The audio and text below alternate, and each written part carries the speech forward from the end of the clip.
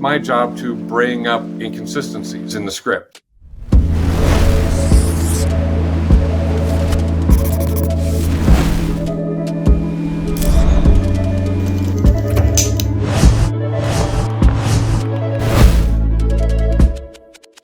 As a young kid, I just always loved watching television. I remember back when we were little, there were reports that people were watching TV on the average of 5 hours a day. And I probably was on the higher end of that scale. I don't know what the average is now with all the television that is on television. But I always wanted to be creative. I always wanted to make something that other people saw. So when I got into school, I started with still photography because I thought that was an outlet to collect images. Then as the years go on, the images started moving. So I always wanted to be in an image medium. Did you like know exactly what you wanted to be? Like, did you know you were like, I want to be a script supervisor? Or did that take a lot of evolution into like figuring out what positions there are in film? I don't think anybody wants to be a script supervisor. That's a loaded question. I think, we'll find out later that script supervising is something you just fall into. But no, I just always, Mhm.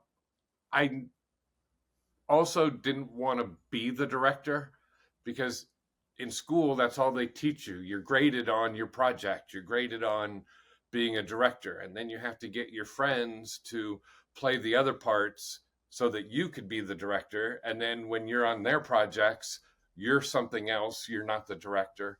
So it's like there can only be one director.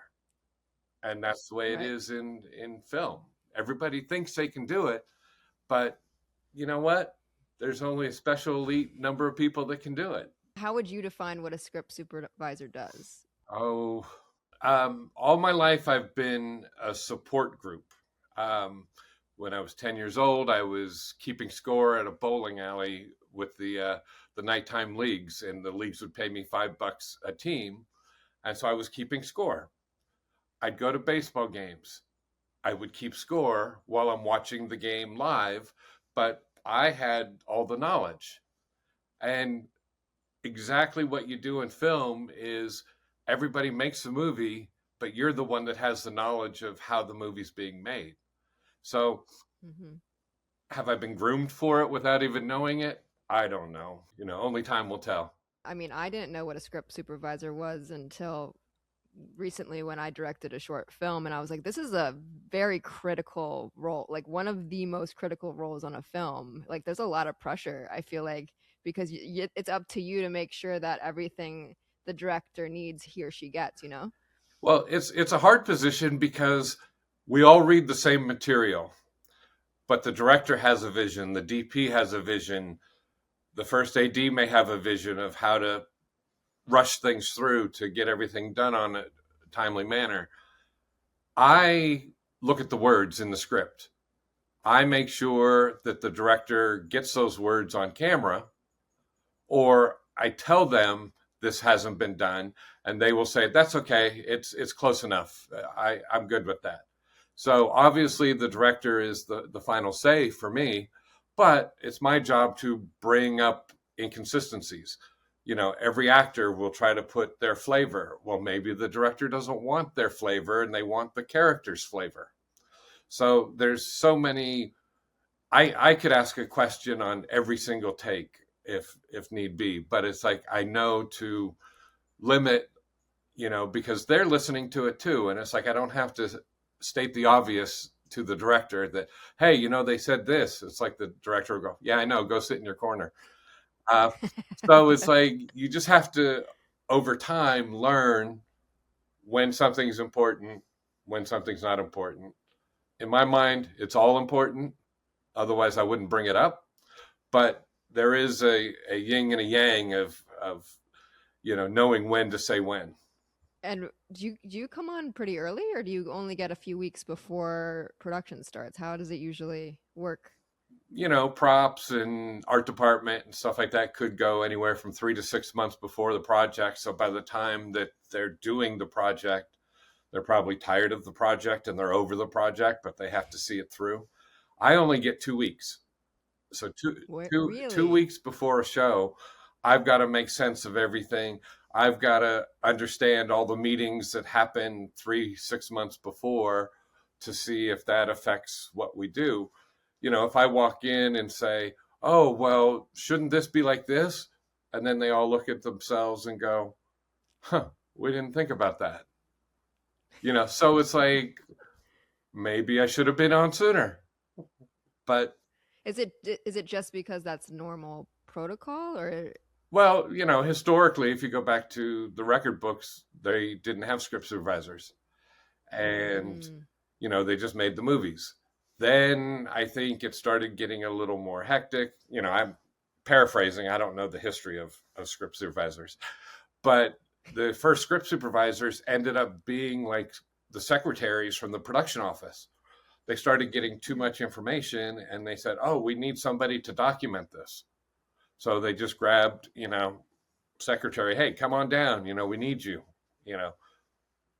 Then again, historically, I'm paraphrasing, script supervisors probably became girlfriends of the directors, somebody who was next to them all day long, and over time, yeah. it's like, I think a director needs an ear to listen to and to talk to during the course of a 12-hour day. And then that gets to where I'm not a girlfriend of the directors. I'm a I was filmmaker. gonna ask, are you? I'm not a script supervisor. I'm a filmmaker. That's so funny. So when you get a script for the first time, like, what do? You read the full thing and then you do a second where you like take notes, or what's your process Oh, well, specifically? now you're going to reveal all my secrets. Actually, I don't read the script. I just walk in on the first day. No. Um, Everybody breaks down a script differently. It's like, I like to just read it without thinking. So I'm just reading. I don't try to figure out, oh, well, who's this character? Who's this character? Oh, we know who the lead actors are. Is this that person or is this that person? I just try to read it for the story. Then the second and third time, I'll read it and start to make sense of, okay, well, if we're filming this, how would I do it? Then about the fourth or fifth time, it's like, okay, well, let me look at the other information based on the shooting schedule and see, okay, well, this is how they're planning on shooting it. Then it's not until right before we shoot that I really dive into the nuts and bolts of it, because my job starts when we start. But the prep is prepping myself. It's not prepping the show. It's prepping myself to be Mm. ready to ask and answer any questions that may come up. When you do review the schedule and everything, do you talk with the first AD if you see something that might be in a better place based on the continuity, or no, you don't really interfere with Oh, there's that? always, communication, because a first AD has been with the director probably for a month or two, depending on the size of the show. So they can answer questions that I don't have to ask the director. Hey, have we thought Mm. about this? Hey, what about this? What are we planning for this? So I'll give you a story. So I want to say 2019, around there, we did a movie called Tenet with Christopher Nolan, Mm. and they were off scouting in Europe, looking at locations, and I go to the office to read the script for the first time, and I read it, and I read it, and I continue to read it, and then I read it some more, and I got through it, and I had no idea what I had just read. People who watch it still say that today. So I was over at Warner Brothers.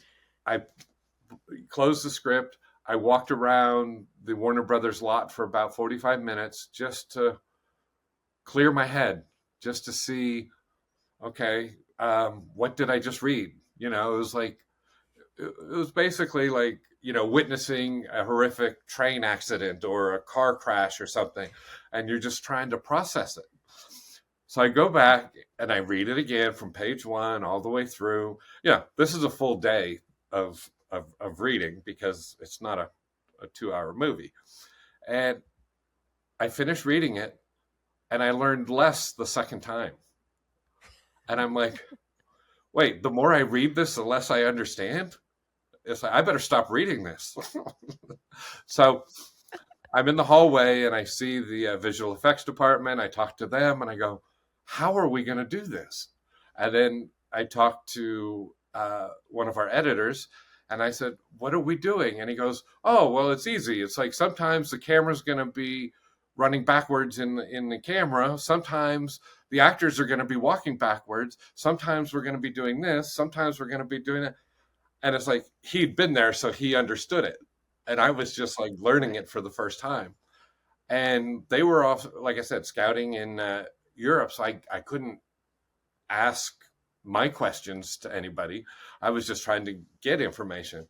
But, you know, as it turned out, and even every day on set, we were all just huddling together. Well, if this happens, then this can't happen. If this happens, this can't happen. So it's a collaborative effort, you know, with stunts and visual effects and editorial and, you know, props. And, you know, it's like, and I think that movie probably confuses many people. So I don't feel so bad. What would you say Tenet was the most mentally demanding film you've ever worked on? No, I wouldn't say mentally demanding, but I will say most complex. You know, challenge is, I think, something that we all place upon ourselves. Um, but I will tell you that when we finished Tenet, as soon as we were over and they said, that's a wrap for the last time, I actually started to cry. And I'm not a crier, but I actually Wow. cried because the weight had been lifted. It's like, I do not have to think about this story anymore until we see it on the screen. But just keeping in all this information for months can be overwhelming. Do you feel like after every film wraps, you're able to just let it go? Well, we do have to do reshoots from time to time, so you can't lose it all. But I'm pretty good at losing it in about 3 days. Like if we stop filming, and again, not to sound cold and callous, but when the paycheck stops, I stop. No, but it's like you have to allow yourself to debrief yourself. You know, you can imagine lawyers on big cases; they just get consumed. What do? They probably go to Hawaii. You know, it's like I don't have that option, but it's like you Yeah. do have to decompress. And early on, I would get sick the next day or the day after just because my body would, you know, just shut down. But I've learned that Wow. finish your film, take 2, 3 days off, then worry about the next job. You got a rhythm, you got a process, and it works. Yeah. I've only been doing it for 40 years, so I've had time to find a rhythm. Well, I know you've worked on, is it all of Christopher Nolan's films or almost all of them? I won't take credit for all of them. Um, I started working with him on Memento. Then he went off and did Insomnia and Batman Begins. Hmm. And then I've done everything else. Wow, it's still so many films. Yeah. I think particularly too because his films, a lot of his films deal with the aspect of time in a very unconventional way, like Interstellar, um, Tenet, like we were talking about, Inception. Like there's like so many like different. I don't know. I feel like as a script supervisor, it would be hard to grasp the concepts and track each scene based on like what he's trying to do. Did you find it difficult at first, or was it very natural when you started working with him? You know, you don't want to ever say anything's easy.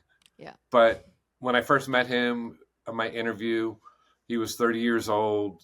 Nobody knew who he was.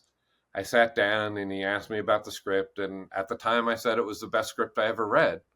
And I didn't say it just to say it or to get the job, but I still believe it's the best script that I've ever worked on. And I said, the story starts here and the story starts here, and it goes like that. And he goes, you're hired. So it Wow. was as simple as that, that I understood what the meaning of the film was. Hmm. You know, you look at Inception, it's layers of dreams. You look at Dunkirk, it's 3 different events, and in the middle or 2/3 of the way through the film, they converge into one story. Um, he finds a way not to manipulate time. I guess Tenet is all about manipulation, but time is a factor. We don't talk about it. We don't go, oh, another time movie, you Right. know, because you look at, Odyssey that comes out in July. Everybody should have read that story, you know, in their past. It's probably one of the oldest stories in any book, yet it's about time. It's about a journey. It's about the end of a war. It's about finding yourself. It's about, you know, trying to remember your past, trying to get back to your past, you know, to find your future. So it's like there's so many different elements of time that, are continually being, uprooted in films. So, I just think that he's found a way to master, you know, the imagery Yeah. and the sounds, because we all know what a ticking clock sounds like. And we all know that ticking means, uh-oh, it's the end. It's like there's something about time. Well, if we have an infinite amount of time, what's the big deal? But we don't. Mm. It's like when we're born, that clock is already ticking. Working with Christopher Nolan, is there a quality to him that you see that you haven't seen in other directors? What is it like working with him specifically? It's always a hard question because I don't want to, you know, speak out of turn, but I just always find he as a person, if you watch through prep and then it gets more intense, and then a couple weeks before prep it's everyone's on their game, and that's when I just start. Everybody else is ready, and I get up to the starting line like, hey, isn't this great, we're working on a movie, and they've been like doing it for months in prep. And I always tell people, you make your movie in prep. Yep. Execution is execution, but if you don't come up with all the ideas in prep, you can't find the time on a daily basis to, hey, what would be great, hey, we should try this. Everything's already been tried, thought, approved. So by the time we get there, it's execution. And he has a style and a way about him that everybody brings out their best when they work with him. It's like a lot of times you work on a movie, maybe it's a comedy, and everybody's just like joking around and, hey, isn't this fun? We're doing a movie. Oh, that was funny. Oh, but on Chris's sets, it's like we have a job. We're, I hate to trivialize it and say we're an assembly line, because that just means that things are being mass produced. There's a heck of a lot of creativity, but by the time we show up in the morning to the time we leave each day, we give our best. And that does carry on to our other projects when Christopher Nolan's not there. Yeah. And that's, basically what a career is. It's like I take elements of him, I go to the next job, I take elements of that person, I take, Chris has only done the movies that Chris works on. We get to work maybe 3-4 movies a year. Mm-hmm. You put that over 30, 40 years, you're over 100 movies, and maybe he's done 11. Right. So everything is just different, but I get to bring everything I learned from him to the next director, and they can take it or not take it. It sounds like he demands excellence in a way that a great leader does. Not demands in like a dictator way, but like just because he operates at a level, everyone else feels like they need to operate at a similar level. Exactly. And it's like I want to think, when the reason we're there is because he's decided that these are the best people to go to battle with. Mm-hmm. I may be wrong. Maybe he just, doesn't want to, rock the boat. It's like he knows everybody's strengths and weaknesses. He knows who he's got in every pocket. He knows what this person can bring him. He knows what this person can bring him. Maybe he doesn't want to, you know, maybe he's superstitious. I can't speak for him because we, only work on set. We don't have a, day-to-day relationship outside of work. When you look back at all of the things you filmed with him, was there a most challenging scene or sequence just due to the concept or other elements of the film? No, Memento, everybody would say, wow, how did you film that? Well, it was written exactly the way that you see it on film. It's in the script. Yes, scenes are out of order, memories are, you know, moved around, but he wrote it the way he wanted to film it. Film is shot differently every day. You don't ever start with scene 1 and then go to scene 2, then go to scene 3. So, you build a plan, and it was through the editing process that made the film. Obviously, we have to film it, but the vision was there on the page before. It wasn't like, oh, we filmed something and then they were able to create something. It's like he had a game plan, we followed it, he executed, and that's kind of the system with each one of his movies. Yeah, there's always bumps and hiccups along the way in any film, but it's like the story is the most important, I feel. So yeah. I'm lucky that I get to work as a script supervisor.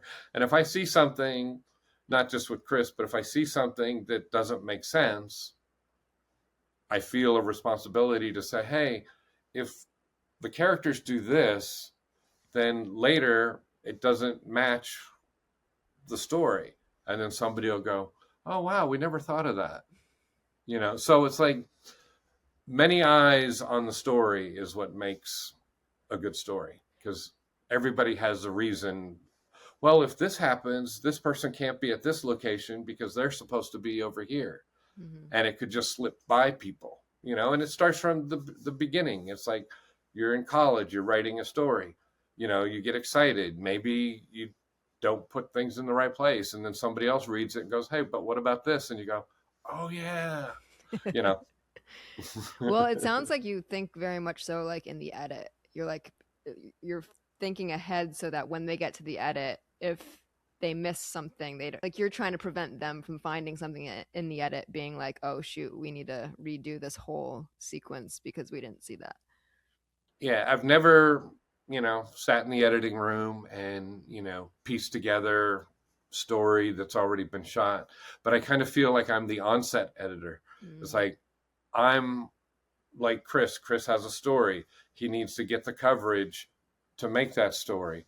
I need to be a safety net for that to make sure we film what is written in the script. If there's editing, obviously one of my simple tasks is if an actor picks up something with their left hand, when you come around and do other coverage, make sure they continue to pick up with the left hand. So in essence, I am, not by title, but I am an on-set editor to make sure that we collect and gather all the correct information so that when they go to, post-production, that we don't have to do reshoots. It's one of the things that Chris prides himself is he doesn't do reshoots. We may, do additional photography while we're filming, but once we say wrap for the final time, he doesn't come back 4 months later and try to fix the holes in the story. Stories doesn't have any holes when we finish. There's many shows that, they shoot 40, 50 days, and then they'll shoot 20 days of reshoots. But on his films, it's like, we know that we don't get that second chance. Oh. And he doesn't want that second chance. There's a lot of pressure, but I respect it. It's like, this is it. All or nothing. Yeah. Exactly. When it comes to action sequences, like for example, like The Dark Knight, what are you tracking in those sequences that the audience wouldn't even think about when they're watching it? Well, it's different. It's like in a car chase, it's like how many cars are in the chase, and do you keep seeing the same cars in the background? Hmm. We have a pretty good team, and they know not to, keep this, white sedan directly behind somebody or something, or switch it out, or it's like continuity's a big thing, not just in my department, but every department. Every Hmm. department works at continuity. So yeah, my job is script supervisor slash continuity, but I have art department is making sure that their continuity is correct. Props, make sure theirs is correct. Wardrobe, making sure actors wear clothes in the right day in the right story order. So, am I head of continuity? You know, Everyone's responsible for their own continuity, but it's like, hopefully, I will spot something if it's not correct. So you I'm essentially oversee it. You're the end. oversee it, but I will go up to a department and say, hey, what about this? Did we, mean to do this? Aren't we supposed to do this? You know, so I'm in each department, and that's what I love about my job is that I get to feel a part of every department. If a light on a stage in a living room should be turned on and they turned it off but they forgot to turn it back on, I get to talk to the lighting department and say, "Hey, remember we got that light? Oh yeah, yeah, thanks. Okay, great." So you're everybody's safety net. Yeah. I recently watched Sinners, and I was curious because Michael B. Jordan plays two characters. What was that experience like for you from like a continuity perspective? Because he's being both characters at the same time. I saw the rig that he was wearing that like he would go back and Uh-huh. forth. Like I'm curious, like was that difficult? Like what was that experience like? Um, that was an interesting film. We actually did some prep filming just to see how to work the visual effects. A lot of the test footage has been on you know the internet, but it's like how do you get two people to simulate passing a cigarette to each other and not overlapping their hands and making sure that it looks seamless. Um, he had to play both parts, so he had to know the action of both of them. So as he was doing one character, he knew what the action was going to be of the other character, so he would show his photo double what he wanted to do on the other side. Mm. um, for the most part, he always started with one character, and then, like, on any filming day where we had two twins, he would always be one character first because he wanted to get into it, and then when he changed clothes, then he already knew what the other one was going to do. Mm-hmm. So it kind of sounds confusing, but for us, we when I watch the movie, it's two different people. Yeah. So it's hard to believe that that we did what we did, but that's the special effects team, the visual effects, and the rig that you saw, helped them bridge any gaps that might have, you know, gone overlooked. But it was an interesting, halo is what we called it, but yeah, that was just a magical film. That one came out of nowhere. Did it when you were on set for those scenes when they were both in the twins were in the scene, did it feel like they were both different people because of his performance? Like did you know who he was, and or were you more surprised when you saw the full film how well it got put together? It was very mechanical when we were filming. It's like, okay, dress up in this outfit. Okay, you say these words, and then we'd be over the shoulder of his double. And if you're watching the screen, it's like, okay, well, they don't really look alike, but we're only using half of the frame. So it's kind of like this interview today. It's like you're half and I'm half, but yet we're together. So, you know, we got used to the rhythm of, okay, do the scene as this character, now do the scene as that character. And it wasn't a lot of the movie. It's like, yes, you could like sit there and analyze and go, oh, well, it was 43 minutes that they were together, but there were enough scenes the way the script was written that one goes off and does something while the other one goes off. So they were separate for long enough time so that when they came together, you weren't thinking, oh, there's going to be a gag coming up. You just believed that Michael was both of these characters, Mm-hmm. and that they were different enough, even though they were both in suits. One was wearing red, one was wearing blue, you know, their hairstyle was the same. But it's like, you totally believe that those were two different characters. Yep. And when I started working on the film, I felt that that was the whole, it's a bad word, but the whole gag of the movie was like, oh, we got these twins. And that is such a small part of Yeah. what that movie was about. Yeah. It's like there was so many layers, the history, the music, the time period, it just became a generational, oh, it's a horror film too. Yeah. I was not expecting that. I didn't know what I was getting myself into when I started watching it. And I was like, oh my God, this is a horror film. Mhm. Well, it's obviously Ryan's love letter to film and to music and to his past. And it was just, I was grateful to be a facilitator and all that. Yeah, it deserved all the awards. It was so, so good. Do you want a little piece of history? Yes. Um, we didn't know what the title was going to be. It wasn't like that was like the beginning title. Ooh. It started out as Untitled Ryan Coogler Project. Mm-hmm. And then we had a working title called Grilled Cheese. So we knew that wasn't going to be the end title, but grilled cheese to Ryan is just something that's easy to make, and just comfort food. It was just, this is his project that he just wanted to have comfort.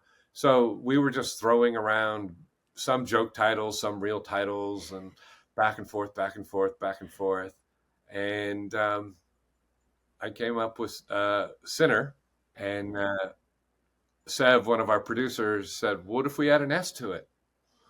And so it became Sinner. So it's like he had to top me, but I'll give him credit equally. Why did you come up with Sinner? Like, what was it about the film that you? Well, in the script, it's like people are going to the juke; they're not supposed to. Alcohol was kind of forbidden back then. So I guess you're a sinner if you, partake in that. It's like, in the story, music is devil's music. And, it's like, so there was just, all these things. It's like, nobody's perfect. I might be a sinner. You might be a sinner. I think we're all sinners because if you don't come to a complete stop on the road, you're a sinner. Mm-hmm. If you go through a red light, you're a sinner. So for me, it was kind of a no-brainer, and I was really happy that it stuck and that it resonated. And every time I hear the name, it's just it's fun to be a piece of. That's such a cool little story. I did not know that. I thought it was Sinners from And like day one it was written. yeah, yeah, but it's also a testament to the filmmakers who encourage other people to come up with ideas. Mm-hmm. It's not a dictatorship. It's like if you have a good idea, they'll use it. Yeah, very So collaborative. I love that. I get lucky in all the films that I work on. I'm close enough to the director that I can just say many things, and whether they happen, they happen. If they don't, they don't. Yeah. But it's kind of like using my knowledge on Inception. Once you suggest something, it's there. Mm. Like, wow, you don't look so good today. Are you feeling all right? Now you're going to start thinking, Oh, shoot. am I feeling all right? So just the words of saying anything or something to somebody makes them think. Yeah. And I think that's, you know, It's like the seed of a manifestation. yeah, it's like it's better than sit in the corner, do your job. It's like in this creative you know, medium that we all get to collaborate. If somebody has a good idea, it should be heard. Now, the chain of command is how and where bring up the suggestion, because also people have agendas. Oh, well, why are you telling me this? It's like, no, I'm just trying to help, Yeah. so. On Sinners, did it feel like you were working on grilled cheese? Like, was it easy and fun? And was Ryan Coogler like the embodiment of that on set? Absolutely. It's like I knew my first Zoom call that I had with him, first 15, 30 seconds, I said, I want to work with this guy. Mm. And when I met him in person, I said, I'm going to be your script super for the next 5 years. So yes, you do have to manifest, but you also have to, back it up. Yep. What was it about him on that Zoom call that you were like, okay, I really want to work with him? The first thing I would just say is just humble. Hmm. It's like you may hear about people in the media or whatever, and you may make your own ideas about somebody. I had no clue. I knew the films that he had done, but I never heard him speak. I never understood who he was. And just talking to him, I was like, wow, this is somebody who has it. Hmm. So instantly I was just like, yes, absolutely, I want to do this movie. So there's only been 2 people who've given me a job during the interview. Can you guess who they are? Ryan Coogler, Chris Nolan. See how that works? See, it all comes full circle. But most times people, when they interview, they go, okay, well, thank you for coming, and because they can't make a decision, or it's other people's decisions. But Ryan and Chris, they've always been able to make their own decisions. They know what they want, sounds like. Yeah. So I like that. Yeah, I love that. Has there ever been a scene that you wanted to relive that you've shot already? Not necessarily, but I will say my early career, I worked with the Farrelly brothers, and it was just so cool to be around comedy and comedy writers. It's like we've been talking about Chris Nolan and Ryan Coogler, and they're top of their game in dramatic stories, but funny comedies are great. Because there's even more collaboration, because they check their egos at the door, and if you have a funny joke or a funny line or whatever, people will use it. So I like bouncing back and forth from comedy to serious. Well, I saw you worked on 17 again, which is that's a classic for me. I loved that movie so much. It was really funny. Well, that one was interesting because I was in Hong Kong on The Dark Knight, staying up at 3 a.m. so that I could have a interview with the director of 17 again. So it's like I just remember where I was in different places, and we did that film, and it was just easy. It's like it was right around the time where there was a strike. We were the only film in Hollywood actually filming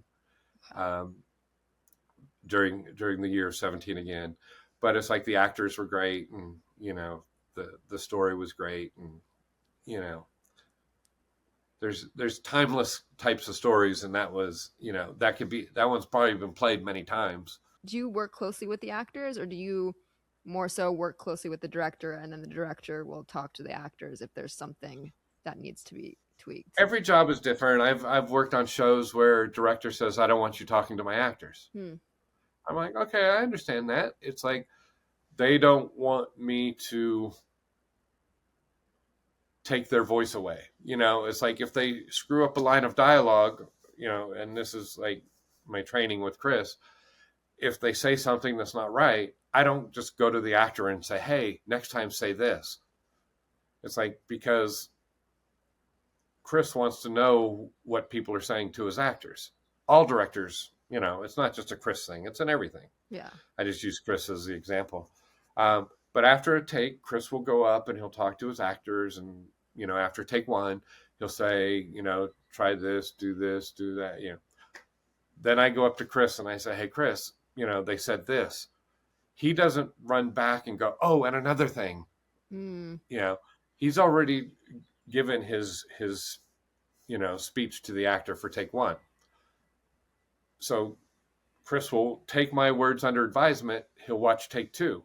And if they do it again, then he knows, okay, now I got to watch out for this. So it's a great way of filmmaking, because I don't want to get too close to the actors where in between takes I go, hey, it'd be really funny if you did this. Well, that's undermining a director. Right. So I don't do that. I had a director once, and, keep him nameless for no reason, but he just said, you can talk to the actors about the weather or whatever, but I don't want you talking about the script. Cut to, I tell that same director, hey, they said this, and he goes, oh yeah, go tell them. So they just want the like approval to yeah. Absolutely. Yeah. And you don't want people getting too close to the actors. The actors are playing a character. The actors don't need to know that they're just filming a movie. He wants as little as, input. If props person gives them a watch and a badge and a gun or whatever, then don't talk to them again. You did your job. You don't have to go, hey, how's that gun fitting? Hey, how's this? Hey, how's that? I find on a lot of shows that people want to be the actor's buddy. And they want to, every take, hey, that was good. You should do that again. Don't give any type of, verbal or, you're not the director. Right. There's one director and it's not you. Well, I could also imagine if I was an actor, I would also get confused if there were multiple people giving me different things. So it makes sense to me, like logistically, to like filter through a director regardless. Right. Yeah. The director is the one voice. Doesn't matter. We could all be deaf mutes, and the movie would still get made. It's like, so a director has to assemble the right team, know who's going to do what, know that he's going to get what he wants. So, if people say that it's too rigid, too structured, it's like, well, it's working. Yep. Other directors will say, hey, I want you to, come in and, give me input, but every director's different, and you learn right away who needs your help and who is good enough without you. You also mentioned The Dark Knight, which is one of my favorite films for many reasons. What was that experience like, shooting that in Hong Kong? Well, a lot of people will ask me, oh, what was your favorite film, that you've worked on? And it's like telling somebody, oh, well, you have 3 kids. Which one's your favorite? Probably the middle one, because they probably didn't give you as much trouble. But I will always say The Dark Knight, because that's the first time I went around the world on a film. Also because it was a great movie, and also, there's many factors. But everybody will say, oh, you've done so many with Chris. What's your favorite Chris movie? And it's like, it's Dark Knight, because it was just magical, Partly because I didn't do the first Batman Begins. So Dark Knight was my first Batman, and it was my first superhero movie. And it was just a magical process. What do you think made it so magical? Just that one specifically? Because it didn't feel like a comic book movie. It felt like real characters. That's what hit me when I was working on it. I wasn't doing, oh, this is like a cartoon coloring book that Hmm. we're doing. No, it was in a place, in a time, this could happen. And I think any filmmaker would hope to do something like that. What does your scripts look like after a film? How many scripts do you have, and do you mark them up? Like, are they just like, are there words everywhere? How do you do that? Oh, well, I'll just get, one script when we start. And then as they make page changes, every show's different. Sometimes, like in television, every day you'll get new pages. Hmm. And it's like, okay. It's like, why wasn't the script good enough before? But, you know, that's not my job to question. Um, but you have your script, and as you go through the scene, I'll make little notes of the changes in the dialogue.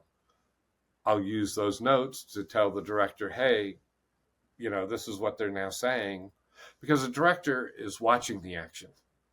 Some of them can hear, but it's hard to watch it all at once. So I'm a safety net to help a director. Hey, they said this, and they'll go, really? Or I know. Yeah. It's like, but I can't assume, so I just have to give the information until they, you know, tell me to back off. Um, but they may say, "Oh yeah, that's great." But like on West Wing, I filled in a couple days on West Wing, the TV show, and they had to go word for word. Mm. You know, if you changed an and or a but or anything, they wanted it to be exactly the way the writer intended. And I think that's great too, Right. because that's what the writer wants you to hear. So when actors make a character them, how many directors are like, God, I wish they just would have stuck to the script, because I think, and again, not to, pick on any actors because we hire them to make it their own. But if it's a character driven piece, it's the character's words. It's not the actor playing the character, Mm-hmm. So luckily I don't have to worry about that. That's, you know, higher up on the food chain. But, but I do notice these things and I'll say them to a director, and then it's up to the director to, you know, keep it or change it, or yeah, go try to get them to say this. I'll get that sometimes. It's like, because then the director knows what I'm saying Right. to the actor. Yeah. So, it's very, touch and go. You don't want to overstep boundaries, but you also need to respect boundaries. Mm-hmm. And something unique I think about you is, as technology has advanced, you still use a paper and pencil, right? You don't use an iPad or software. I think I'm the dinosaur. I think I'm the last remaining pencil and paper person.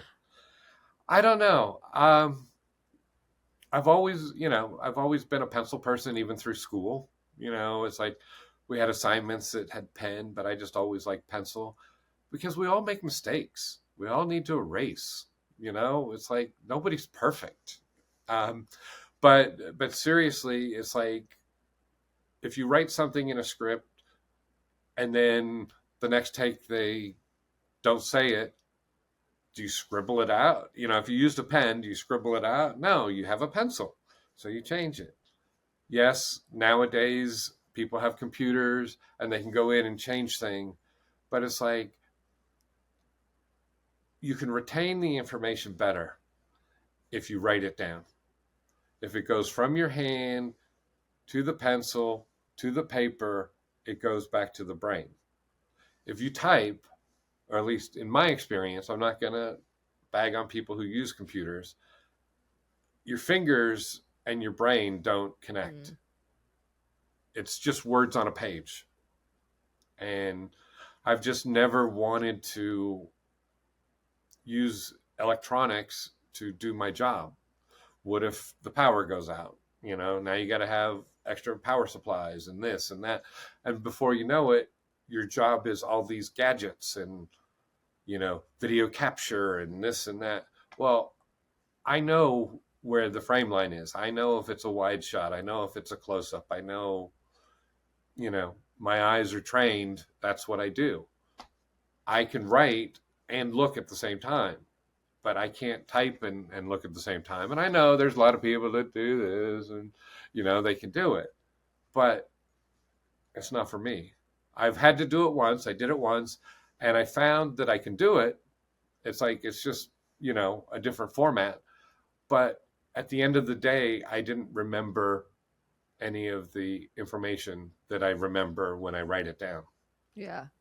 I think that's true. Like I feel that as well when I'm writing something. There's like an element of presence there that's not there when I'm typing something. And I'm not a scientist, so I have no idea if my thoughts are accurate, It but works. I retain the information better if I write it down. Yeah. It works for you, so you're not going to change it, and that's Exactly. that's fair. Do Exactly. you, even at your level, do you find missing out on opportunities because you're still paper and pencil, or no, because you've obviously established yourself? I've lost work because I'm not digital, Mm, and that's okay. yeah. It's like you don't tell a hairdresser what brand of brush to use. Mm, yeah. You don't tell me what kind of pencil or computer. So Yeah. again, it's like we all have a different process in how we do things. There's no industry standard. Yes, it makes it easier. Yes, it makes the information quicker. Yes, some people have bad handwriting, but nobody's complained about, oh, we can't read your writing. Can you go to a computer? Yeah. I think that would be the only reason to go to a computer. But so what happens at the end of the day, I'll take my notes, I'll put them through a scanner, I'll put them in a file, and I'll digitally send them to everybody that needs them. They then have those files. So it's digital at some point, Yeah. you know, but You don't just you distribute know, one piece of paper to every person. right. I don't wait, I got to get in my car and I got to drive. But no, so it's like at the end of the day, the information is there. It's how you get the information, Yeah. you know. Yeah. Um, I want to talk about one more project because I just watched the season 3 premiere of Euphoria, and I actually didn't know you Okay. worked on Euphoria until I was researching for our chat today. What was your experience like on season 3? Are you excited for the new season? Well, I didn't do season 3. Oh, you didn't do season 3. You did 1 and No. 2. I did seasons 1 and seasons 2. Okay. Okay. So, give you a quick little Euphoria. So I go in. Um, when somebody at HBO had recommended that I go in and read the script and see if I could be a part of it. And then I met Sam Levinson, the director, who was the creator and producer on the show. So he was in the interview, and we hit it off great, from the beginning. But I did tell him, I said, nothing in this story is anything I can relate to. It's like I didn't have this high school experience. I don't know. I said, the only thing I can give you is that I'm a father of this generation and I can give you that perspective, Hmm. and, ended up getting the job. And that was another one of those where he wanted to hire me right away, but they told him, don't hire him. So I left the office. I'm walking back to my car, and then I got the phone call. He goes, okay, I let you leave so I could, so I got hired on that right away Oh, too. So wow. we did the pilot, and I was like, this is a really strange show. And, it was a pilot. You don't know if it's going to go. It's like, okay, I did it. And then the pilot came out and they're like, oh, it's really good. And I was like, so when do you need me for season 1? Yeah. Um, so I did season 1, did season 2, and then season 3, I had a scheduling conflict because um, Euphoria wanted me, and then Christopher Nolan, The Odyssey, Ah, and So I had to make a tough decision, and they're always tough, because films, you never know when they're going to happen. You just hope that you're always available, Right. but there's always going to be overlap. Um, but with season 3, um, my daughter, who's now 25, she's a makeup artist. Um, I was able to talk to them and talk with the department head, and they brought her on as a makeup PA. So she did season 3. So our last name was on every season of Oh, Euphoria. wow. I love that. That's so special. Yeah. So it's kind of funny how in my interview I told them that I'm the father of this generation, and then season 3, my daughter got to continue the show. Yeah. So that's special for me. Yeah, So that's really special. plus it's just great seeing all the actors that started up in season 1 and how they've elevated their game. And unfortunately Euphoria took too long in between because of COVID and the actor strike, and Yep. we would have been done by 2022 had Right? It was had four everything gone four right. years, right? Yeah. um Keep going. The first one came out in 2019. Yes. It's been a 7-8 year process for them. Yeah, which is crazy for a show. Like, I mean, it makes sense given all the factors, but Yeah. Plus, the actors have moved on. They've gone and done other projects, and they're big movie stars in their own right. But a testament to all of them is that they, honored their commitment and stayed with season 3. Yeah. Who knows what's going to happen after that? Yeah. Could be a season 4. Could be a season 5. That's true. That's true. After all of these projects, what still excites you about coming to set? Like, what is it about your job that you love so much? That's a very good question.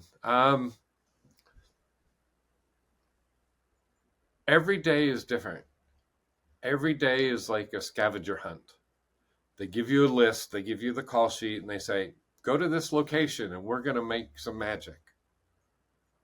And so you go, and then you work your day, and then it's done. And then they give you another one the next day and say, okay, come again.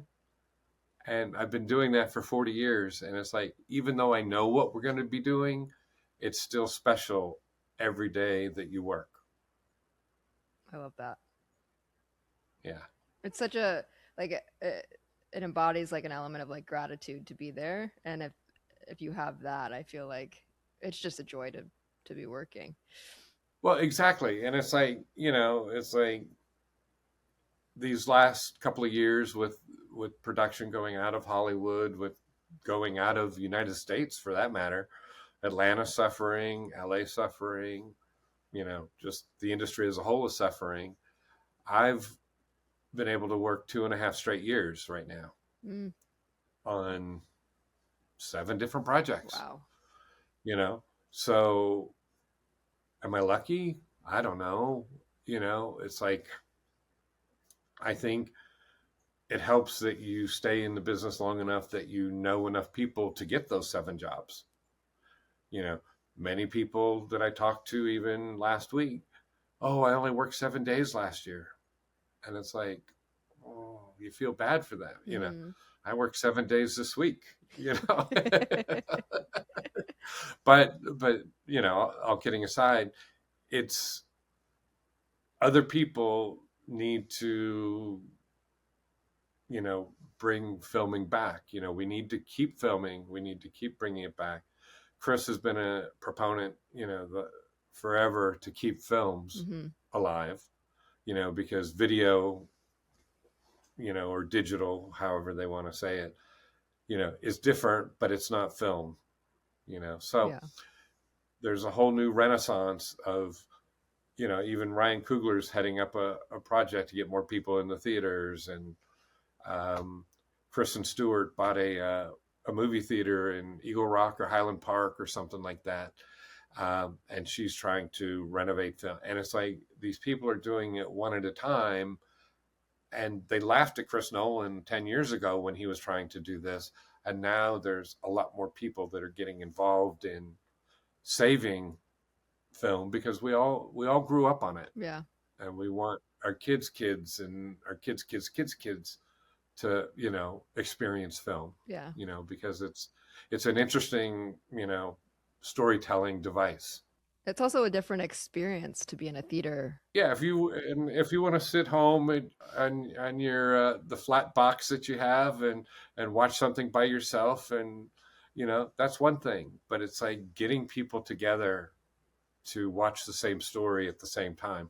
There's nothing better than being in a movie theater and hearing other people laugh, and then you laugh, or you laugh and then they laugh, but there's just human connection with film that you can't get on a TV screen. Yeah. And I know you just mentioned you've worked for 2.5 years straight, which is incredible given the state of just the industry in general. But if you could give one piece of advice to someone entering the industry right now, what would it be? Um, Very good, interesting. I just helped mentor a fellow script supervisor who's trying to get in the union, and it's like had her sit with me all day, and she knows what she's doing. She just needs the opportunity. Mm. And our union is starting a internship program. Script supervisor is starting an internship program because there's no way to teach people what we do. It's like we all just kind of like, yeah, I can do that. Yeah, I can do that. And there's no like, process of training. Now they're starting a new, program, which I'm hopeful for. But we need not only to bring film back and bring people into the theaters, we need the next generation of workers. It's like when I when I was in college and I was 20 years old, and I was like, wow, wouldn't it be great to work in that movie business? And now I'm at the tail end of it, and I'm like, yeah, it was fun, but what's the next generation going to be like? Right. And I'm flattered that my daughter wants to follow in my footsteps.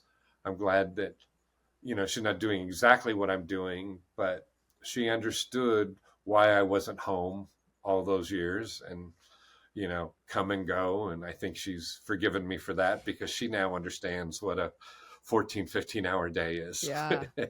Wow. But not only do we need to educate the public to go back to the theaters, but we still need workers in the industry, because otherwise we're just going to get replaced. I'll leave another conversation for you with AI and all that kind of stuff, and how that future will impact our films. But we still need people to understand how to make films. Yeah. So everyone watching, please come and work in film. You're going to have a smile on your face every day when you come to work. You heard it here first. Well, thank you so much. I have one more question for you, but before I dive into that, is there anything else you wanted to talk about, whether it be a specific project or anything really? In a couple of weeks, I'll be available for work. So if anybody sees this, you're going to get so many emails now. Careful what I wish for. Okay. Well, so I end these podcasts with the same question every time, which is, if you could choose one role in the credits you'd be remembered for, the credits of life, like if the world ended, what would you want to be remembered for? Yeah. Well, obviously family comes first in everything we do. And like I said, I couldn't be more proud of my daughter following in my footsteps. And it wasn't like we groomed her to, oh, you're going to be in the film business, you're going to love it. My dad was a mailman. I never thought of being what he was. I never said, oh, when I grow up, I want to deliver mail. So we carve our own paths, and I let her carve her own path. And she came one day and said, I don't want to go to college. I want to be a makeup artist. And I'm like, who am I to say no? So I will give you all the support you need. So it starts at home. But me personally remembered, it's hard to say because I don't think about what I do. Mm. People always ask me, "Wow, you've done all these great films," and I said, "I will think about it when I'm done and when I'm sitting on the couch, and I'll look back at the career." Athletes, I think, have the same feeling. It's like if they're in the middle of a hot streak or a record-breaking season or whatever, they don't want to think about it until it's over. Yeah. So I think I still got 5 or 6 more years, so I can't write that chapter of my memoirs yet. All right, I'll reach out in 6 years or maybe 10. Absolutely. Are you directing? Yeah, I am. Okay, you got to call me. I will. You're gonna be my first call. I don't know if I'll be able to afford you, but I'll try. I'll give you a freebie. Well, thank you so much for coming on. Like you're genuinely a celebrity to me. This is so cool. And yeah, just thank you for taking the time. Thank you. My pleasure. Anytime.